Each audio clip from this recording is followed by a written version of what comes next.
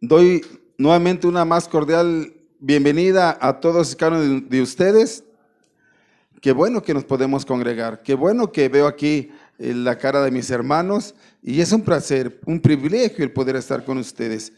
Como adelantaba, vamos a ver el libro de los Hechos, capítulo 11, versículo 19 al 30, pero para introducción vamos a dar un contexto anterior para que podamos nosotros entender un poquito de qué es lo que estamos hablando. Como recordarán, en Hechos capítulo 7 se da la muerte de Esteban. Esteban ha sido apedreado, es muerto, y entonces a raíz de esto, en el capítulo 8, hay una gran persecución a la iglesia de Jerusalén. Y entonces en esa gran persecución hace que muchos creyentes salgan y se esparzan por todos lados. También vimos que después de esa persecución, Felipe va a Samaria y en Samaria se convierten los gentiles al evangelio. Y al oír en Jerusalén que esto estaba sucediendo, mandaron a Pedro y a Juan para que ellos certificaran y vean lo que estaba pasando ahí. Y fue Pedro y Juan y fueron testigos y dieron testimonio de lo que estaba pasando ahí. Posteriormente, Saulo, que había experimentado la persecución de estos cristianos, tiene un encuentro con Dios, con Jesús, y entonces Pablo se convierte al evangelio de Dios.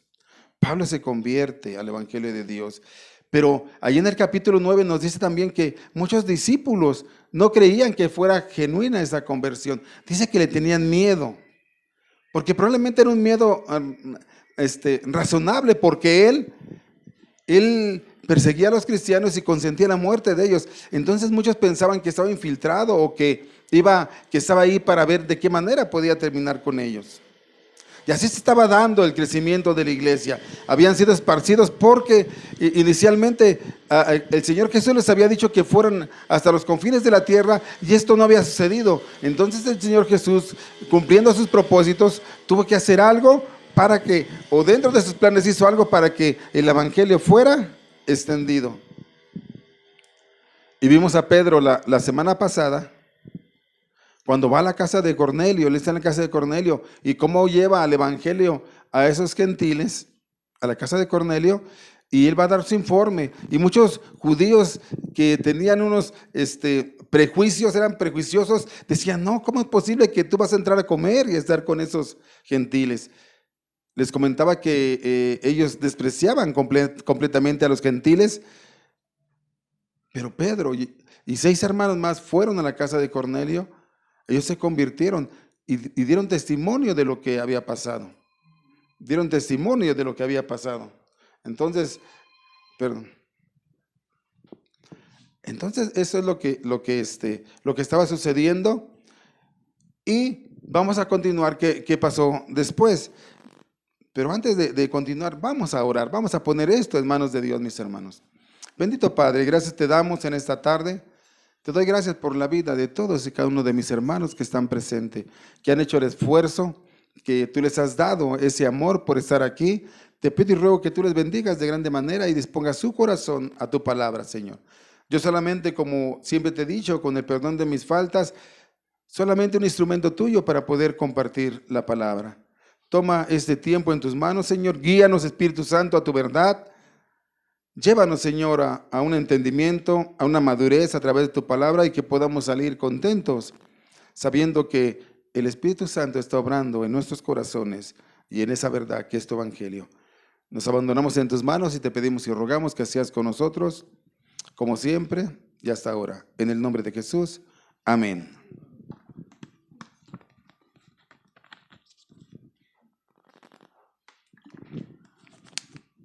Es muy interesante cómo crece la iglesia de Dios. Y ahora vamos a ver una de las iglesias, la primera iglesia gentil, Antioquía. ¿Y qué importante fue esta iglesia? Fue tan importante, pero tan importante, que si nosotros fuéramos, yo lo digo así, no que sea así, fuéramos preguntando, ¿quién te habló del evangelio? Y dijeras, tal persona, y esa persona, ¿quién le habló? Tal persona. Les digo una cosa, llegaríamos a que los que iniciaron a hablar del evangelio estuvieran en Antioquía. De ahí partió. De esa iglesia, por esa iglesia misionera, vamos a ver, es que nosotros, los gentiles, hemos alcanzado la palabra de Dios. Por gracia de Dios, desde luego. Dice el versículo 11, el 20, dice así: pero había entre ellos unos varones de Chipre y de Cirene, los cuales, cuando entraron en Antioquía, hablaron también a los griegos anunciando el evangelio del Señor Jesús.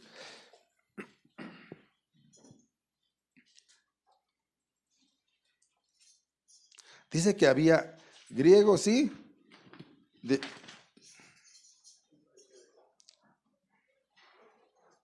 Hablaron a los griegos, perdón. Dice que había unos varones de Chipre ahí, que ellos hablaron a los griegos, porque para ellos era más fácil. ¿Se recuerdan que una vez hablamos de que había judíos helenistas? ¿Quién eran los judíos helenistas? Aquellos que habían estado, que habían crecido bajo toda la cultura griega. Y de hecho ellos hablaban griego. ¿Sí? Había unos judíos de Palestina que eran judíos, se les decía judíos de Palestina porque eran descendientes de judíos, pero también geográficamente estaban en el pueblo de Israel. Entonces estos judíos de Chipre, es los que estaban llevando la palabra a estas personas, ¿sí? Y dice que Antioquía, ¿quién era Antioquía? Antioquía era una de las principales ciudades, era una de las 3 principales ciudades de Roma en aquellos tiempos. La más grande era el Imperio Romano, desde luego, y después de Alejandría venía Antioquía. Esta era una ciudad de verdad como cosmopolita. Había diferentes culturas ahí. Era un lugar donde había rutas comerciales y toda la gente iba ahí. Era una ciudad próspera, muy próspera. Pero así como era una ciudad muy próspera, era una ciudad con una adoración pagana terrible. Terrible. Era inmoral tremendamente. Había sacerdotisas que se prostituían y hacían sus rituales con la gente de ese pueblo. O sea, había una inmoralidad tremenda, tremenda en ese pueblo, en esa ciudad, Antioquía. Y decimos, ¿cómo es posible que el Señor vaya a establecer una iglesia en un lugar así? Y nosotros dijéramos, pues es difícil. Pero para el Señor, Él hace lo que quiere, cuando quiere y como quiere, porque Él es soberano. Y a Él le plació poner ahí una iglesia. Y en medio de tanta corrupción moral, puso la iglesia de Antioquía. Y de ahí se desprenden muchas cosas, vamos a estar viendo. Y dice el versículo 21. Déjenme decirles, déjenme decirles algo. Voy a retrocederme un poquito. No le leí el 19. Lo que pasa es que me salté y es lo que quería recapitular. Pero antes de leerles acabar de leerles el 21, voy a leerles el 19. Dice así: ahora bien, los que habían sido esparcidos a causa de la persecución que hubo con motivo de Esteban, pasaron hasta Fenicia, Chipre y Antioquía, no hablando a nadie en la palabra, sino a los judíos. ¿Qué es esto? Que los judíos que habían salido de Jerusalén eran judíos palestinos, o sea, de nacimiento y geográficamente. Ellos habían salido de ahí y ellos todavía no habían conocido que ya se había extendido la palabra a los gentiles, o tal vez tenían los prejuicios que decían, no, nada más los judíos tenemos la salvación. Por eso probablemente ellos no habían hablado, ¿sí?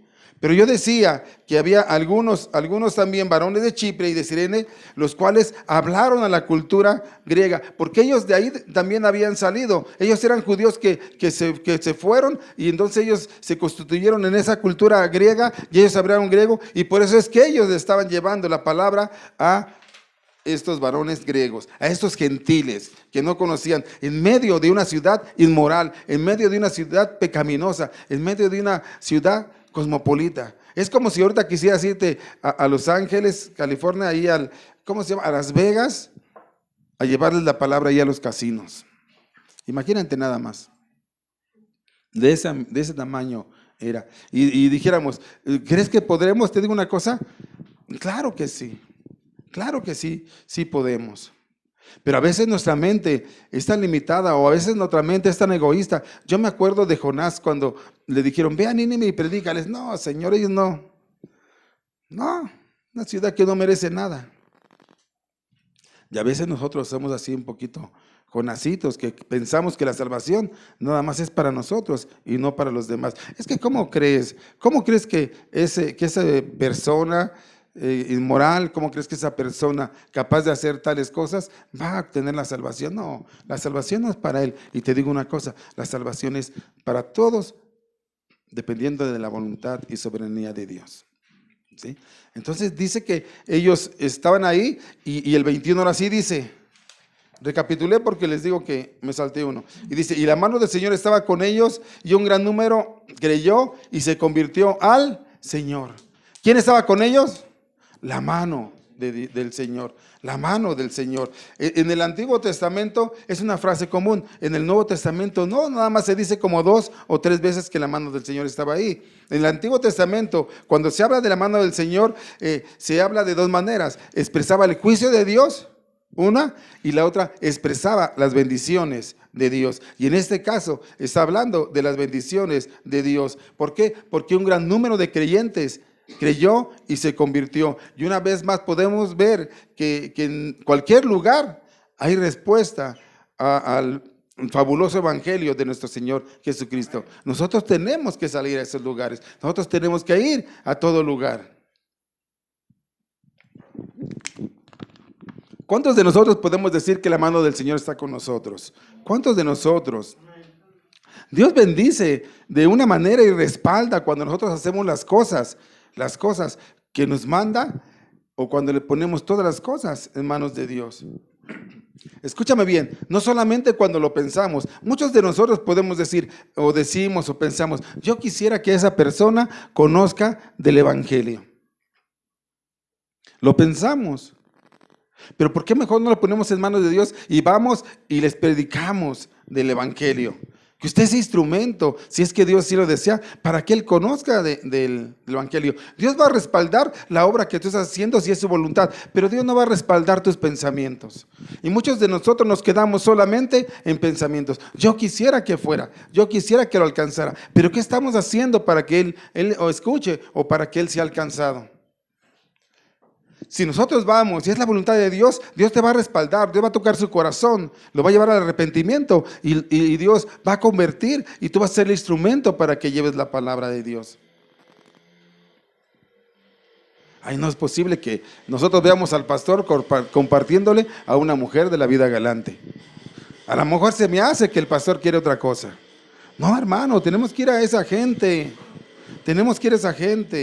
compartirle. Nosotros tenemos que, de verdad, buscar a Dios, poner en las manos de Dios todas las cosas. Si usted quiere que alguien se convierta, predíquele, compártale, lleve. No solamente, Dios no va a respaldar su pensamiento, sino su hecho, su acción, su obediencia a Él. Muchos dicen, yo quiero que mi esposa sea una gran mujer de Dios. ¿Cuántos de los que estamos aquí casados decimos, yo quiero que mi esposa sea una gran mujer de Dios? Y yo digo, ¿cuántos de nosotros? ¿Verdad que sí? Bueno, entonces pongan en manos de Dios y trátela. Y vuelvo a decir, trátela como una gran mujer de Dios. Y Dios va a respaldarlo. Y Dios lo va a guiar. Y Dios lo va a llevar. Y usted va a ver que así son las cosas. ¿Cuántos de nosotros nos decimos, yo quiero que mis hijos sean hombres de bien? Les digo una cosa, pues entonces pongan en manos de Dios, inviertan en ellos todo lo que tienen que invertir y Dios lo va a bendecir. Pero si usted nada más piensa que quiere que sus hijos sean de bien y que su esposa sea o el esposo sea un hombre de Dios o una mujer de Dios y nada más lo piensa, ¿usted cree que va a pasar algo? Y la respuesta es no. La respuesta es no. Muchos pensarían que en Antioquía no se podía levantar nada. Pero se fue y se predicó la palabra de Dios ahí. Y un gran número de personas, escúchame, no poquitas, un gran número de personas, gran número de personas. Yo creo que no fue manifestado aquí cuántas porque no las pudieron contar, pero un gran número de personas que creyeron. Sí, intelectualmente, pero también se convirtieron de sus pecados, porque muchas veces podemos intelectualmente creer y saber si Dios existe y Dios esto, pero no hemos creído. Ellos creyeron en lo que les estaban hablando. Y dice el versículo 22, ahora sí, vamos bien, mis hermanos. Dice, llegó la noticia de estas cosas a oídos de la iglesia que estaba en Jerusalén. Qué rápido corren los chismes. Pero qué rápido corren los chismes. Llegó a oídos. ¿Saben qué distancia había de Jerusalén a Antioquía? Aproximadamente 300 kilómetros. Pero para eso no necesitan internet ni nada, ¿verdad? Rápido se enteran de lo que está pasando, ¿verdad? Así cuando nosotros hacemos algo, rápido se enteran todos, ¿verdad? Y dice que, y enviaron, entonces escucharon, y nuevamente, en una vez anterior, cuando fueron a Samaria, enviaron a Pedro y a Juan. Ahora dicen que enviaron a Bernabé, y le dijeron que fuese ¿hasta dónde? Hasta Antioquía. Fue a verificar qué es lo que estaba pasando. Mandaron a ese representante, a Bernabé. Bernabé aparece primeramente en el capítulo 4, 36, no lo busque. Y su nombre original es José. Pero ¿quién le puso a Bernabé? Los discípulos. ¿Por qué? En base a lo que habían visto, que Bernabé era un hombre animoso, consolador, generoso, lleno del Espíritu Santo y de fe. Y entonces ellos mandaron a este hombre y le dijeron, ve y ¿qué está pasando? Y dinos, infórmanos qué es lo que hay. Y Bernabé, siendo obediente, él no dijo, está a 300 kilómetros, ir a la iglesia bautista Vida Nueva en esa, no, me tardo 2 horas en llegar. No, él fue sin reclamar ni decir nada. Él fue porque se le dio una orden y él estaba realmente obedeciendo al Señor. Sí, obedeció a quien lo haya mandado, pero esto era una muestra de que obedecía al Señor. Y yo por eso doy gracias a Dios por sus vidas, porque a muchos de ustedes les queda cerca, a otros más lejitos y otros muy lejos, pero aquí están. Juan viene del pueblo vecino ¿de qué pueblo? ¿Bien? De Valle de Chalco. ¿Mande? Del pueblo vecino. No sé cuántos kilómetros sean de aquí a allá, pero pues sí son algo de kilómetros, ¿no? ¿Unos 30 o más o menos? Pues no sé, pero más o menos. Imagínense, aquí están. Vienen hermanos que ahora no le tocaron estar aquí, vienen de Texcoco. Y hay hermanos también, de verdad, doy gracias a Dios, que viven, están cerquitas y también vienen. Qué bueno, gracias a Dios. Bernabé dijo, pues yo me voy. Me dicen que vaya a ver qué está pasando, pues yo voy. Yo voy a ver qué está pasando. Él era obediente, estaba lleno del Espíritu Santo, un hombre de fe. Dice que él cuando llegó, fíjate lo que hace Bernabé, versículo 23. Esto es algo muy interesante, lo que él hace. Dice que cuando llegó, ¿qué es lo que vio? La gracia de Dios. Y cuando ve la gracia de Dios, ¿qué hizo? Se regocijó. ¡Wow! Y exhortó a todos a que con propósito de corazón permanecieran fieles al Señor. Ahora, la gracia de Dios no es algo como tan visible como aquí está la gracia de Dios, toma vela, tócala, siéntela. No, no es así, mi hermano. Pero sus efectos son visibles, se pueden ver. Cuando Bernabé llega a Antioquía, ve la gracia de Dios en medio de esos gentiles que se habían salvado. Gentiles de verdad que él decía, wow, se salvaron. Y él dijo, qué regocijo que la gente está creyendo y la gente se está convirtiendo. Él pudo ver atrás de la conversión la gracia de Dios. Yo muchas veces les he dicho que a veces las cosas las podemos ver en dos lecturas, una terrenal y otra del cielo para acá. Y la terrenal es, wow, se convirtieron al Señor. Estoy viendo la conversión del Señor, pero del cielo a la tierra estás viendo que la gracia de Dios los alcanzó. Él estaba viendo a gente totalmente y moralmente corrupta, que no podía responder al evangelio, que no podía acercarse a Dios a menos de que la gracia de Dios abriera sus ojos, les diera entendimiento del evangelio, sensibilizara su corazón Dios, y ellos en respuesta a eso se arrepintieran de su pecado, voltearan sus ojos a Dios y ellos creyeran el mensaje de la predicación. Entonces lo que estaba viendo Bernabé él no estaba viendo la conversión, estaba viendo la gracia de Dios cuando alcanzó a ver a estos hombres que eran moralmente corruptos. Y yo les digo una cosa, así una vez alguien se regocijó cuando vio que la gracia de Dios estaba en nosotros cuando nos arrepentimos y dijimos, sí, Señor, entra a mi vida, entra a mi corazón. Porque podemos decir, estos de Antioquía son bien inmorales, corruptos, chuecos, tranzas, etcétera. Pero, el pecado es pecado y nosotros éramos tan pecadores como ellos. Pero un día la gracia de Dios, hermano, lo alcanzó a usted, me alcanzó a mí. Y ya alguien que nos habló ha de haber dicho, wow, la gracia de Dios la puedo ver en mi hermano, en mi hermana. La gracia de Dios los alcanzó. Y él dice que cuando vio eso, ¿qué hizo? Se regocijó. Y créanme que a mí, que me habló de la palabra de Dios, cuando me ve, se regocija todavía después de tantísimos años. Se regocija. Y puede haber judíos, en ese entonces podía haber judíos disgustados por la conversión de los gentiles, pero no Bernabé. Ver almas perdidas que se añaden al reino de los cielos le produjo un inmenso gozo. Y eso debe de haber en nosotros, un inmenso gozo, porque la gente busca a Dios. Pero el corazón del hombre siempre es engañoso, hermanos, siempre es engañoso. Porque muchos dicen, si yo no soy el productor de eso que está pasando, entonces no lo veo con buenos ojos. ¿Qué es esto? A veces yo veo que el hermano está compartiendo, está trayendo almas.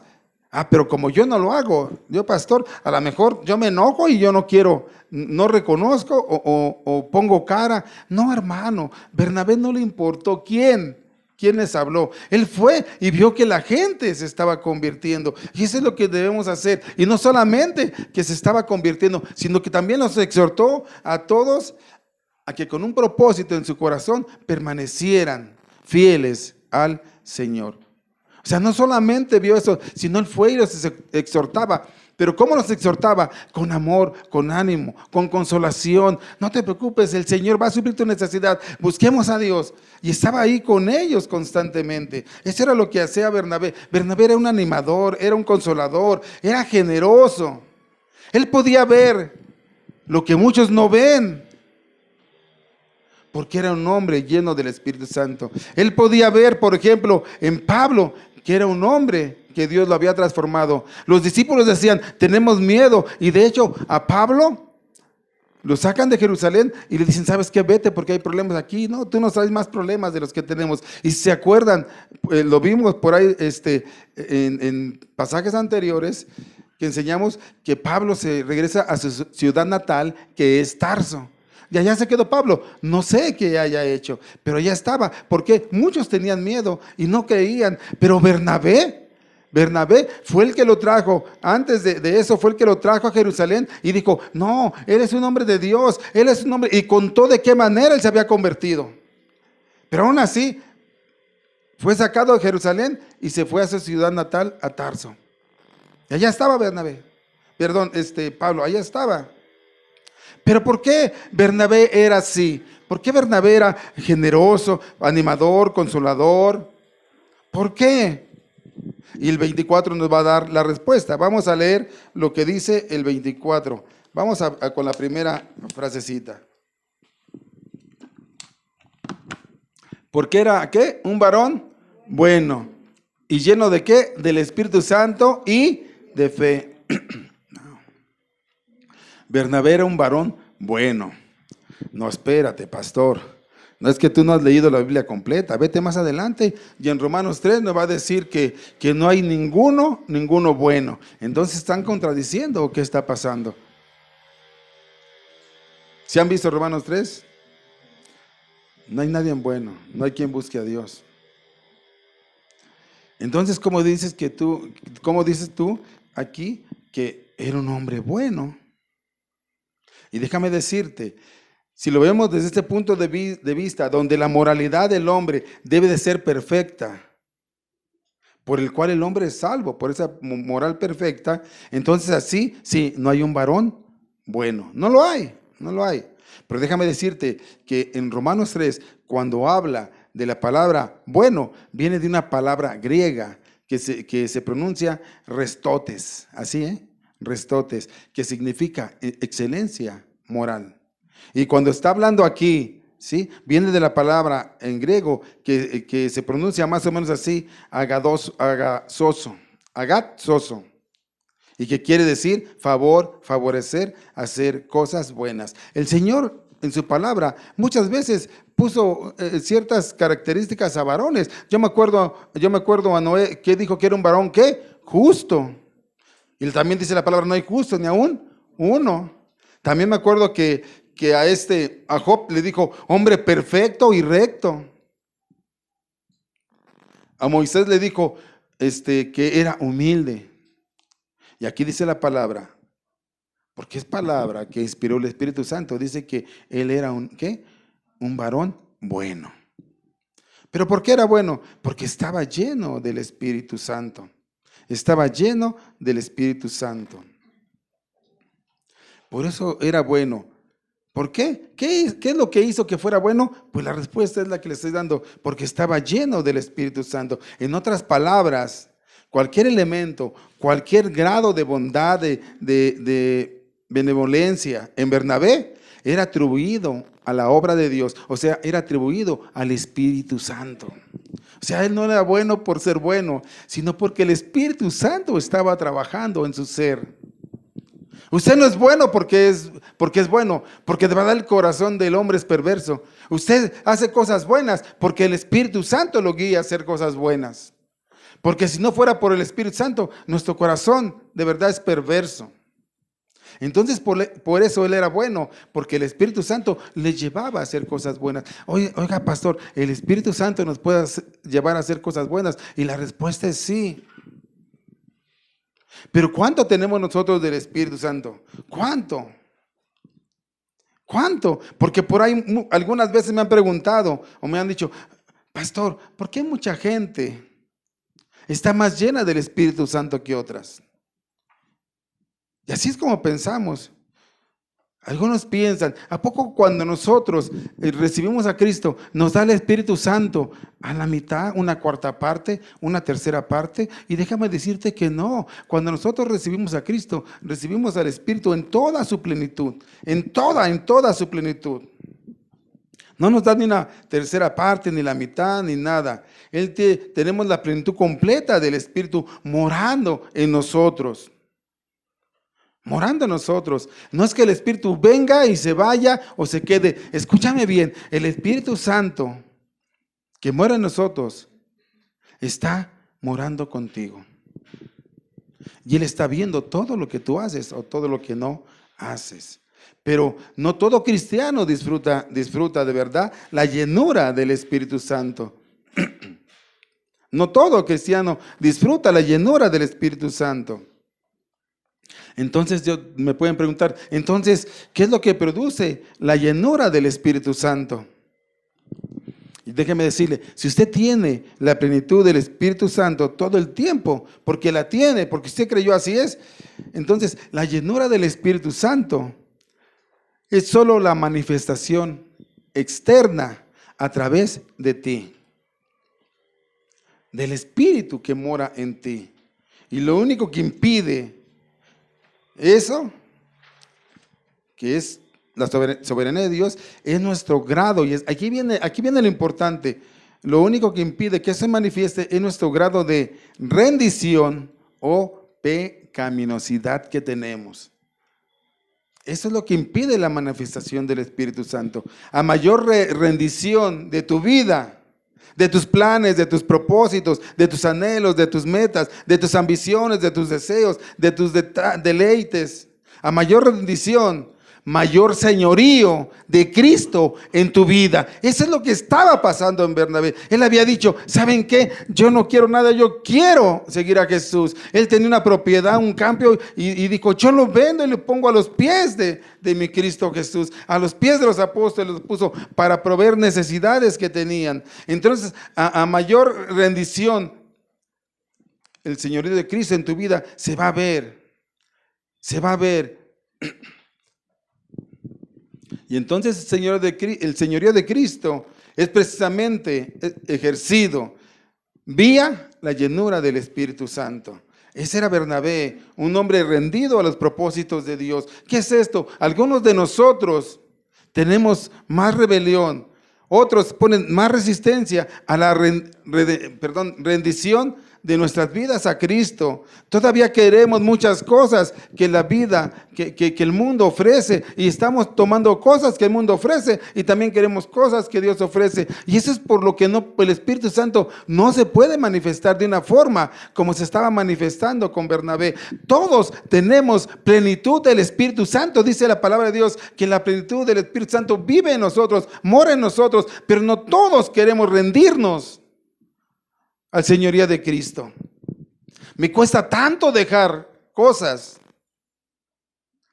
Me cuesta tanto desprenderme de cosas. Me cuesta tanto dejar mis ambiciones, mis deseos, mis deleites, mis anhelos, mis propósitos, mis planes, mis metas. Me cuesta tanto dejar todo eso por el amor de Cristo. Pablo dejó todo eso. Para mí el morir es Cristo y el vivir es ganancia. Y todo lo tengo por basura. Mis metas, todo, mis planes, mis propósitos, lo tengo por basura, decía Pablo. Bernabé por igual. ¿Qué te está deteniendo a ti? Para que tú puedas experimentar la llenura del Espíritu Santo. Al final de todo lo que tú anheles, todo lo que tú quieras, tus metas, tus ambiciones, tus deleites, tus planes, todo lo que tú quieras, son temporales, hermano. Son temporales. Todo esto se va a quedar aquí. Pero la vida que Dios te ofrece es eterna. Es eterna, hermano. Entonces, eso es lo que podemos ver en la vida de Bernabé. Por eso es que él era así. No porque él realmente fuera una persona muy buena, muy sabia, sino porque él rendía todo a Cristo. Y Cristo, a través del Espíritu, se manifestaba de una forma sorprendente. No debemos de ser rebeldes, ni tampoco resistirnos a la rendición de nuestras vidas al Señor Jesucristo. ¿Qué le detiene a usted? Y cada uno reflexiónelo. ¿Qué le detiene a usted? Rendirse a la voluntad de Cristo. Y piénselo de verdad. ¿Qué lo detiene? Y van a ver que sí. Y muchas veces, ¿y saben qué es lo más triste, hermano? De verdad, lo más triste dentro de la iglesia cristiana es que a muchos todavía les detiene el pecado. Y saben que les detiene el pecado. Y saben que están haciendo cosas que se levantan en contra de la palabra de Dios. Pero están con un pie en el mundo y otro pie acá. Y entonces, por eso no pueden haber manifestación tan grande del Espíritu Santo como lo hubo en grandes hombres de la palabra de Dios. Porque el Espíritu que les dio a ellos es el mismo Espíritu que usted tiene y que yo tengo. La plenitud del Espíritu Santo que tienen ellos es la misma plenitud que usted tiene y yo tengo. ¿Cuál es la diferencia? Nuestra rendición al señorío de Cristo. Aprender a dejar muchas cosas temporales por otra eterna, que es Cristo. Eso es lo que tenía Bernabé. Y dice el 25, versículo 25, 11:25. Después fue Bernabé a Tarso para buscar a Saulo, y hallándole, le trajo a Antioquía. Una vez más, Lucas narra el progreso de la iglesia en expansión mediante la actualización de su crecimiento. a través del persistente ministerio de Antioquía, un gran número de personas se agregan al Señor. Y la cosecha era demasiado grande, el número era demasiado grande. Y Bernabé, él entendió, te digo, él entendió y comprendió esto. Y él dijo, yo no puedo, no tengo ni todos los dones, ni todo el talento, yo necesito ayuda. Los pastores necesitan ayuda. Los que están desempeñando una función en el ministerio necesitan ayuda. Y los demás todos debemos estar conscientes de que tenemos que trabajar juntos para la obra de Dios. Él fue a ver a Pablo, él dijo, él no se quedó que no, yo lo voy a hacer solo, yo puedo. No, él entendió sus debilidades y dice que fue a buscar a Pablo. Inmediatamente fue a buscar a Pablo. Y te digo una cosa, no era tarea fácil hallar a Pablo. ¿Sabes cuántos años habían pasado de que se fue a este momento? Aproximadamente de 8 a 10 años. Y él fue a buscarlo. Hermano, a usted cuando le busquen y le digan, hermano, quiero que me ayudes en la obra de Dios, no sea renuente, sea obediente. Si a usted se le dice que le piden que ayude, es porque en usted están viendo algo que probablemente yo no tenga, o el compañero no tenga, el hermano no tenga, pero que usted sí tiene. Pero muchos de nosotros no nos queremos rendir al señorío de Cristo. Cuando usted le digan, usted me es necesario para esta función, usted dígale, aquí estoy. Yo te pregunto, Saulo de Tarso, posteriormente Pablo, el apóstol Pablo, 8 a 10 años que estaba en Tarso, o probablemente allá, ¿no habrá hecho ya una vida? ¿No se habrá instalado ya? ¿No llevaba una vida? Y te digo una cosa, él dejó todo, y se vino a Antioquía con Bernabé. Porque él había entendido quién era el Señor de su vida. ¿Usted ha entendido quién es el Señor de su vida? ¿Usted estaría dispuesto a la rendición en el Señor de Cristo? Eso cuesta dejar muchas cosas, pero te digo una cosa, eso es lo mejor. Caminar con Cristo que caminar en el mundo, o con un pie en el mundo y un pie con Cristo. Es mucho mejor. Y él fue por Saulo de Tarso, y fue y le dijo, necesito que me ayudes. ¿Y saben cuál fue la respuesta de Saulo? Sí, aquí me tienes, aquí estoy, yo voy contigo. Pero vas a dejar todas tus cosas, no me importa. A tus amigos, no me importa. Todo lo que tienes, no me interesa. Rindo todo al señorío de Cristo. Y dice aquí algo muy importante en el 26. Y se congregaron allí todo, ¿qué? Un año con la iglesia, y enseñaron a mucha gente, y los discípulos se les llamó cristianos por primera vez en Antioquía.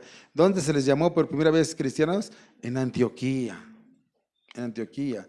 Finalmente Bernabé encuentra a Saulo, lo halló, lo trajo. Los dos hombres que eran dotados por el poder del Espíritu Santo, tienen un equipo ministerial y enfrentan una desalentadora tarea, porque pues en ese mundo gentil ellos ahí están predicando, y Pablo empieza a pastorear ahí. En ese ambiente hostil, era muy, muy hostil, perdón, ese ambiente, pero se congregaron ahí un año y enseñaron a mucha gente. A mucha gente enseñaron. Y déjame decirte, hermano, que a veces nosotros no hacemos, y generalizo, y yo me apunto también ahí, a veces nosotros hacemos la tarea incompleta que el Señor Jesús nos ha mandado. Él dijo en la gran comisión, vayan y hagan ¿qué? Discípulos. Yo te pregunto, yo reflexionaba en esto, de verdad, cuando yo preparé este tema, yo decía, sí es cierto, estamos haciendo la tarea a medias, porque no nos dijo, vayan y prediquen y se acabó. No, si no vayan y hagan ¿qué? Dime, mencióname una característica para ser un discípulo. En primer lugar, tienes que pasar tiempo con él, tienes que instruirlo, tienes que fortalecerlo, tienes que alimentarlo, tienes que ayudarle a madurar, tienes que caminar con él, tienes que levantarlo si se cae. Eso es hacer un discípulo, hermano. Usted y yo lo estamos haciendo, reflexionemos. No, pastor, pero eso le corresponde a usted. Y déjeme decirle una cosa, no, no, y le voy a demostrar por qué no. Porque la palabra lo enseña. Este es un trabajo de todos, es un mandato de Dios. Cuando Bernabé llegó a Antioquía, dijo que muchos, una cantidad, ya habían creído. No estaban los grandes apóstoles, no estaban los profetas, sino los hermanos que habían ido a Chipre, que pasaron por Chipre y Fenicia, habían pasado, llegaron, les predicaron esos judíos comunes y corrientes como nosotros, les predicaron el evangelio, y lo que ellos entendieron, lo que ellos comprendieron, lo transmitieron, y el que hacía el crecimiento lo daba Dios. Entonces no eran superhombres, no eran los grandes apóstoles, ni los grandes profetas, pero ellos sí hicieron la tarea completa. Ellos sí discipularon gente. Con lo poquito que aprendieron, lo hicieron. No es necesario que usted y yo aprendamos toda la Biblia para discipular. Nosotros iniciamos, los cuidamos y los podemos traer a la iglesia para que ellos puedan aprender en la iglesia. Aquí ahorita nos hemos detenido, pero hay discipulados. De hecho, lo hacíamos a las 10:30. Entonces, hermanos, de verdad, ¿no creen que estamos haciendo la tarea a la mitad? Vamos, les predicamos. Y eso, les voy a decir una cosa, y eso, algunos cristianos ni tampoco lo hacen. Pero los que lo hacemos, vamos y les predicamos. Pero ¿cuántos de nosotros nos decimos, yo debo hacer discípulos, yo voy a darle seguimiento, yo voy a estar con él, yo le voy a compartir, yo voy a pasar tiempo con él, yo le voy a enseñar, yo lo voy a fortalecer con la ayuda de Dios, yo lo voy a levantar, yo voy a ver cómo va madurando, lo voy a llevar a la iglesia? Y lo hacemos, hermano. No me diga, reflexione.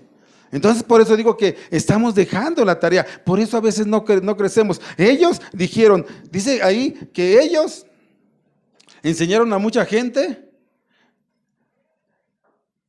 y ellos estuvieron con esa gente. Y a los discípulos se les llamó cristianos por primera vez en Antioquía.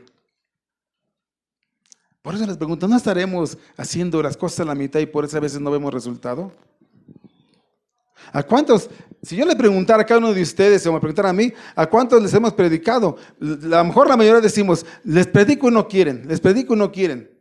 Pero yo les pregunto, ¿a cuántos hemos discipulado? Y ahí yo creo que a lo mejor nada más uno o dos me podrían decir.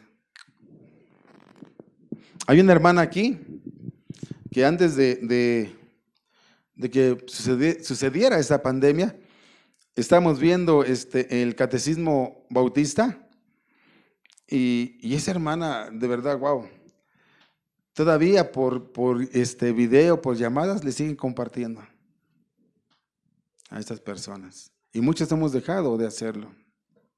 Por eso yo cuando leía esto, yo decía, yo me incluyo y decimos, es cierto, estamos dejando la tarea a la mitad. Hermanos, es tiempo de que nos levantemos, tiempo que digamos, sí, vamos a hacer, pero para esto, eso es lo que a veces no tenemos nosotros, que tenía Bernabé, que tenía Pablo. Tenemos que rendirnos al Señor, tenemos que dejar muchas cosas. Es que a esa hora yo como, me descanso, llego de trabajar y tenemos que dejar la comodidad. Tenemos que dejar muchas veces el descanso, tenemos que aportar economía, tenemos que dejar muchas cosas y rendirnos a Cristo, pero tenemos que hacer la obra completa.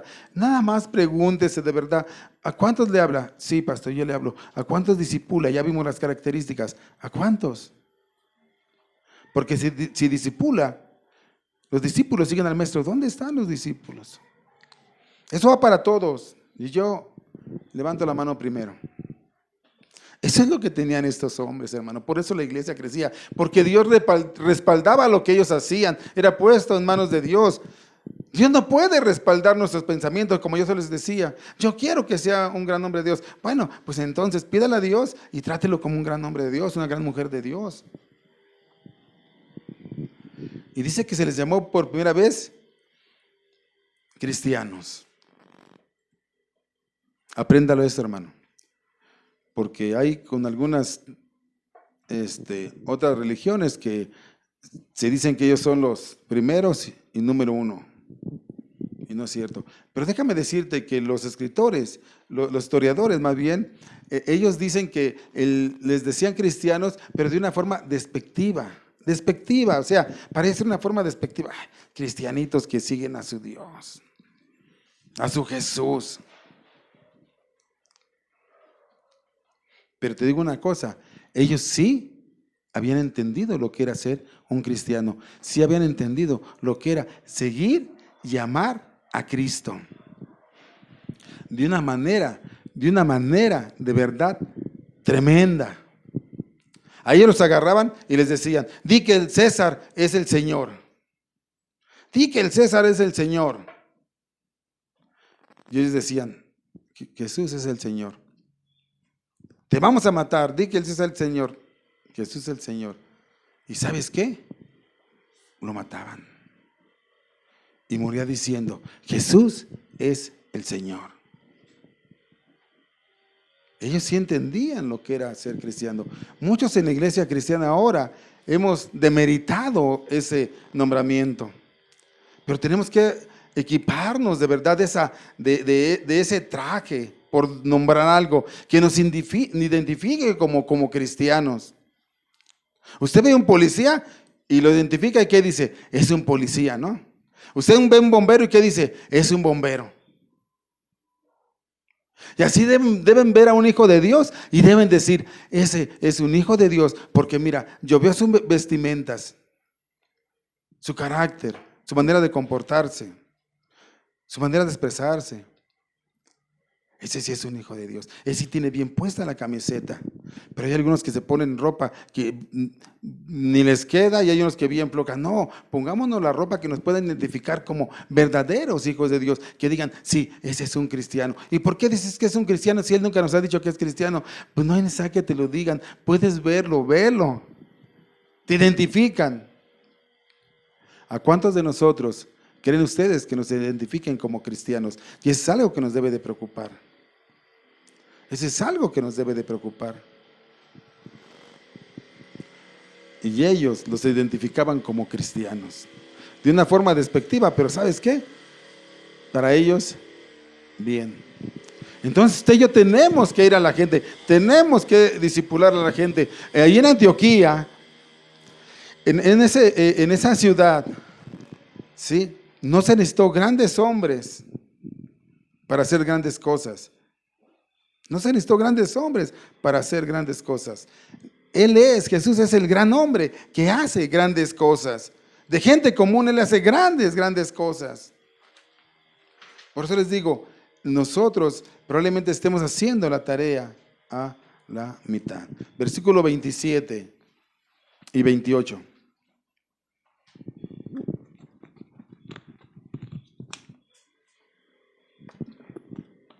Dice así, en aquellos días unos profetas descendieron de Jerusalén a Antioquía y levantándose uno de ellos llamado Agabo, daba a entender por el Espíritu que vendría una gran hambre en toda la tierra habitada, la cual sucedió en tiempo de Claudio.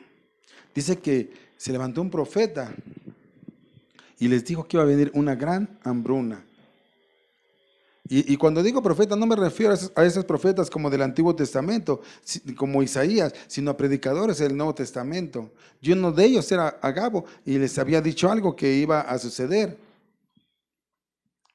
Después vemos que el orden de los profetas no fue permanente, ni los apóstoles, sino que desaparecieron gradualmente. Ahora el escenario fue reemplazado, fueron reemplazados por evangelistas, pastores y maestros. Y déjenme decirle que esa profecía se cumplió en el año aproximadamente 45, 46. Se experimentó una gran hambre en Israel. Una gran hambre en Israel. Pero pasaron años para que sucediera. Pero ¿sabes qué hizo la iglesia de Antioquía? ¿Sabes cómo se mostró? ¿Sabes al escuchar que algo iba a pasar? ¿Sabes qué hizo? Versículo 29.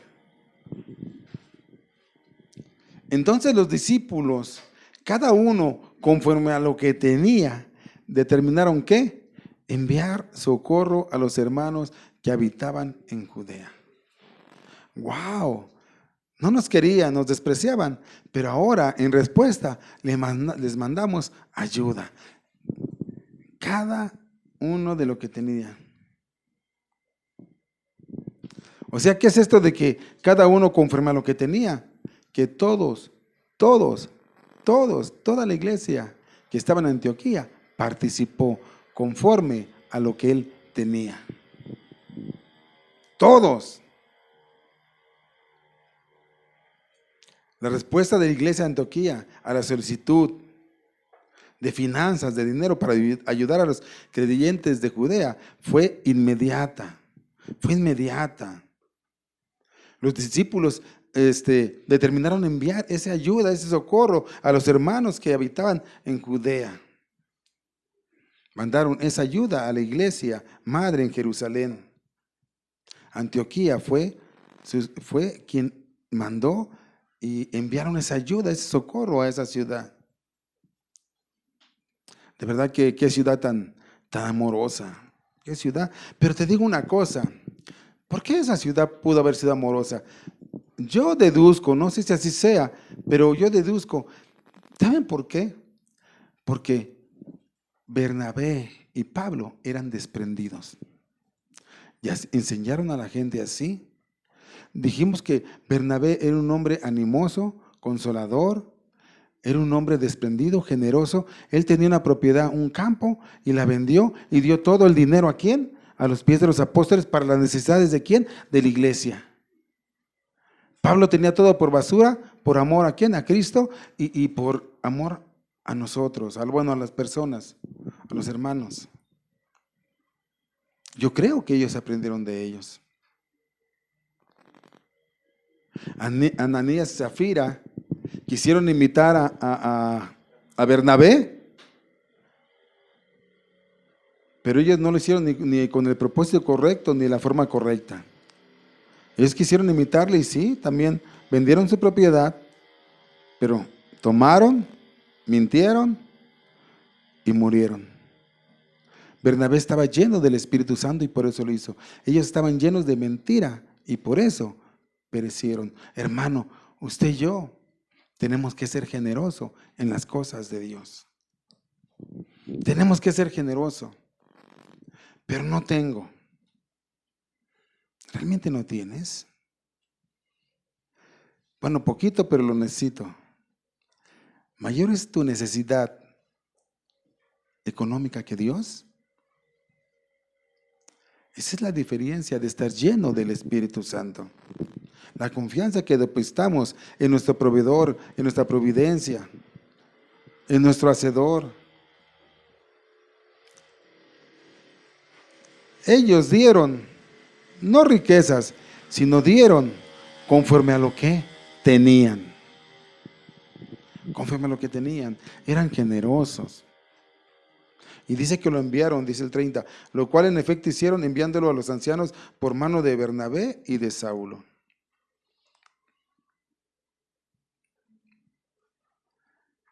El corazón engañoso muchas veces te dice, ¿para qué das? Mira, el pastor ya pintó su camioneta, que no la he pintado, pero estoy nada más diciendo. Mira, el pastor ya no traje. No, no es. No, hermano, ellos no cuestionaron. Ellos lo dieron y no les interesó. Ellos sabían que iba con un propósito y un fin. El de ayudar ¿a quién? A sus hermanos de la iglesia de Jerusalén.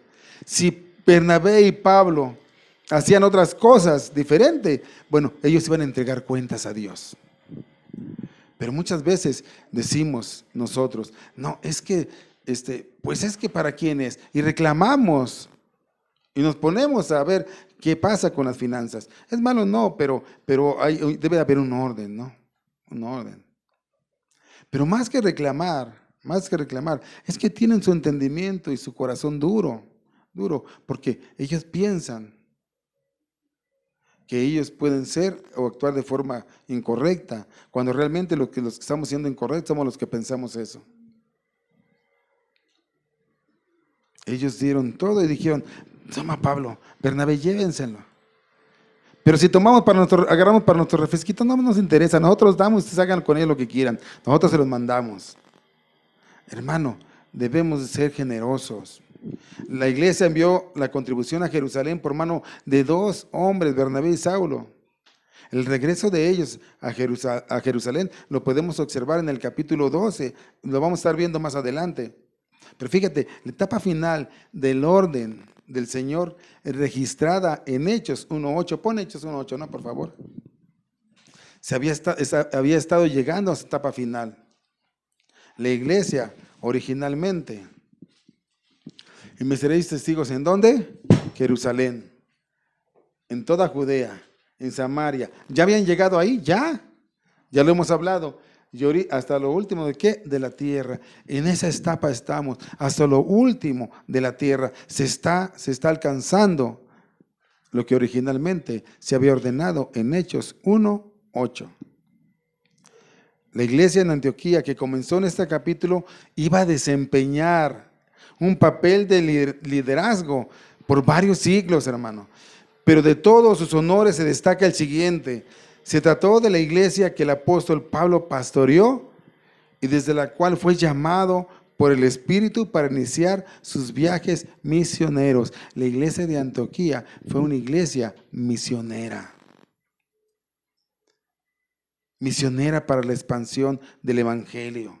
Fue una iglesia importantísima. Fue la primera iglesia con cristianos gentiles. Fue la primera iglesia en medio de un pueblo hostil, un pueblo tremendamente mal moralmente, perverso. Y hasta ahí Dios mandó a algunas personas. Y se levantaron porque ellos tenían al Espíritu Santo, porque ellos obedecían a Dios, porque ellos amaban a Dios, porque amaban la obra, porque amaban a los hermanos, porque manifestaban el poder del Espíritu Santo. Ese mismo poder de que nos habla en 1:8, que cuando venga el Espíritu Santo va a venir poder sobre nosotros. Es el mismo poder que tenemos nosotros. De verdad no hay diferencia del Espíritu Santo. ¿Qué es lo que está pasando? Lo que yo decía, no nos hemos rendido a Jesucristo. O en muchas áreas de nuestra vida no nos queremos rendir a Jesucristo.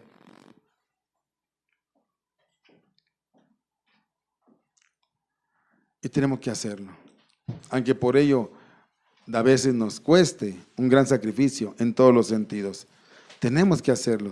Esa iglesia por eso fue tan fundamental, porque yo te decía, yo no sé si así sea, pero si yo creo que nos vamos retrocediendo. ¿Quién te habló? ¿Quién te habló a ti? ¿Quién te habló? Vamos a llegar a Antioquía. ¿Te das cuenta la importancia de esta iglesia, de los primeros cristianos? Hermano, tenemos que trabajar en la obra. Tenemos que hacer la obra completa. Tenemos que predicar el evangelio. Tenemos que hacer discípulos. ¿Quiénes? El pastor. Todos los que hemos creído. Porque ahí dice que los que creyeron compartieron y la iglesia creció. No había grandes hombres, pero sí el poder de Dios.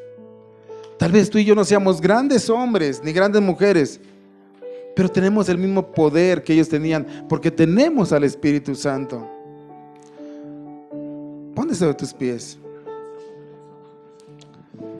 Cierra tus ojos.